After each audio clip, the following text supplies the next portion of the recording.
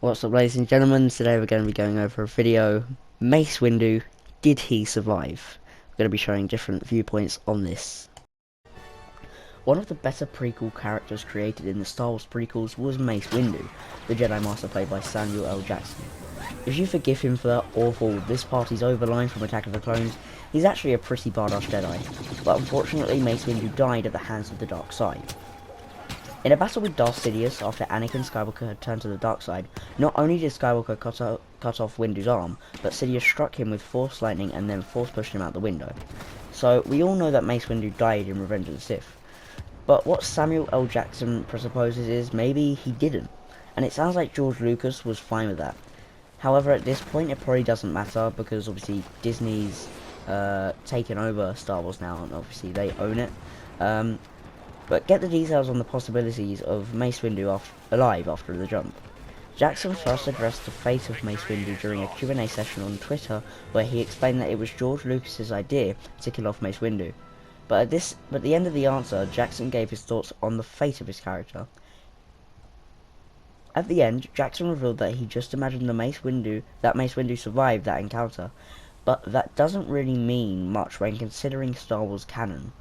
Jackson spoke with Entertainment Weekly further about the matter and said, "Jedi can fall from amazing distances, and there's a long history of one-handed Jedi, so why not?" Jackson believing Windu is alive is one thing, but this was apparently an idea Jackson was also ran by George Lucas, who was just fine with Windu still being alive. The actor explained, "George is like, I'm okay with that, you could be alive," but he also pointed out what we're already thinking, George doesn't have anything to do with it anymore.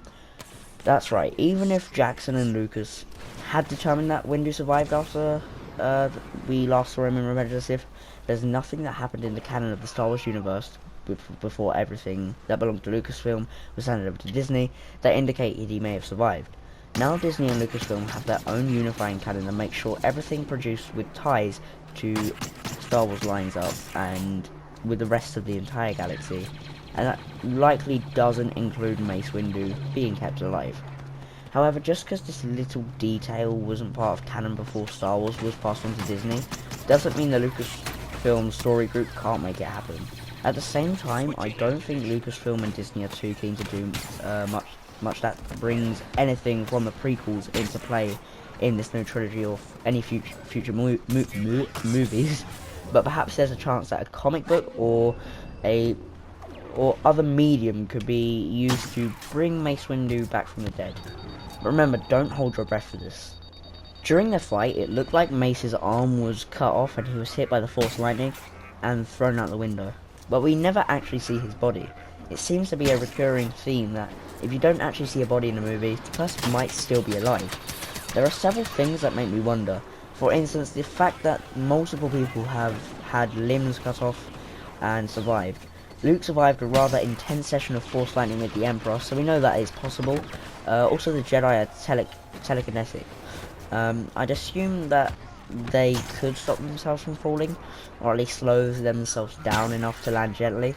Given that info, it seems possible to me that Mace Windu could have survived. I don't know if there have been any books or other references saying that he did die during the fight, but it's most likely they did not.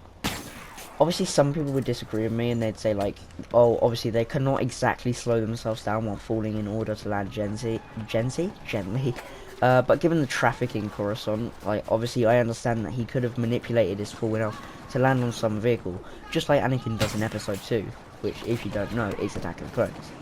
So what do we actually know about him? He was one of the best fighters, if not the best fighter in the galaxy. He had a bit of a temper, but when Anakin threw a hissy fit about not being named a Jedi Master, Windu raised his voice to tell him to take a seat. When Windu was being attacked by Palpatine, he was visibly angry and was prepared to kill Palpatine. We know that Windu had bad judgment. He stated that the Jedi would need to take control of the Senate in order to transition from Palpatine. He underestimated Anakin right before his downfall. He foolishly went with only 2 Jedi to take down an alleged Sith Master. So Windu took power from his anger and had poor judgment. Sound familiar? He was oriented towards the dark side during the prequels. When people lose body parts in Star Wars, it's symbolic of their path to evil. Anakin lost his hand and moved towards the dark side. Grievous lost his body parts and became evil. Anakin was burned and became evil. Luke lost his hand and shifted towards the dark side. And this is a recurring pattern. So when Windu loses his hand, he is following that same pattern. So in episode 3, Palpatine cuts off Windu's hand or arm, electrocutes him, and forces him out of the window. We all saw it happen, and we accepted that he died. Of course, we never saw him die. Look at episode 5. Luke loses his hands and falls off a tower. How did he survive that fall? The Force. In fact, we see people fall down heights multiple times in Star Wars, and they almost never die as a result. Darth Maul survived his fall. In the Clone Wars TV show, we see Jedi jump from heights a few times, landing safely on their feet. Anakin does it when he goes after Ahsoka while she's on the run. We see Ahsoka do this a few times. If a Padawan can do it, why can't one of the most powerful Jedi? Needless to say, electrocution only ever kills Vader, and that's just because of his machinery. So Windu definitely could have survived. He was likely on the path to the dark side. The remaining questions are where he has been and what triggers his final turn to the dark side. Between episode 3 and episode 7, exactly 53 years passed. Even if Windu was 53 years old during episode 3 in the new canon, he would only be 106 years old in The Force Awakens. He could easily still be alive. You know what else keeps someone alive for that long? The dark side. Palpatine was around 90 when he died, undoubtedly because of his hatred. So what happened during those 53 years? By the time of Star Wars Rebels, Windu was probably out of the picture. This means he had given up being a Jedi and fighting for democracy. Not that he ever had been a big proponent of democracy anyway. Within 14 years of the Return of the Sith. If we start during Return of the Sith, let's assume Windu landed on his feet. He realised that he had made a mistake going against Palpatine. Or Palpatine. I never know how to say it. He also realised the true power of the dark side. What did Yoda do when he realised how powerful Palpatine was? He was sent into exile and meditated. Windu likely did the same thing. He likely left Coruscant, possibly going to his home world of Harun Kal. But why not warn everyone else about Palpatine? Because he didn't care about them. Windu was already on the path to the dark side, which thrives on selflessness. With all of the talk about Windu being so powerful, it had to have been tremendously embarrassing to lose like he did. He up and left because that's who he really was. So, Windu went into exile, just like Yoda and Obi-Wan. During his exile, he realized who he really was.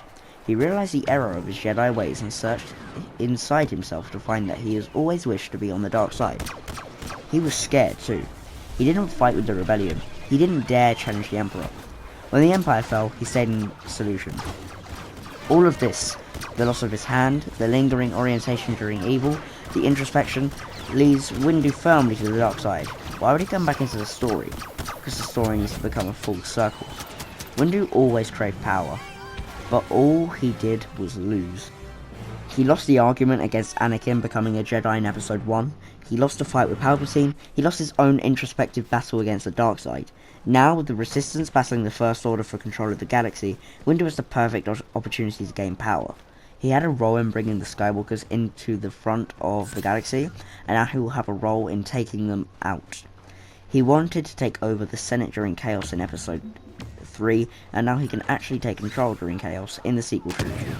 Mace Windu did survive, and is going to return as a bad guy at some point, but that's what I think.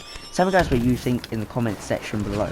I'm really interested to see what you guys think. If you did enjoy this video, leave a like, and why not subscribe to the channel? It's free. Anyway, thank you guys for watching, and I do hope to see you in the next one. Have a wonderful day.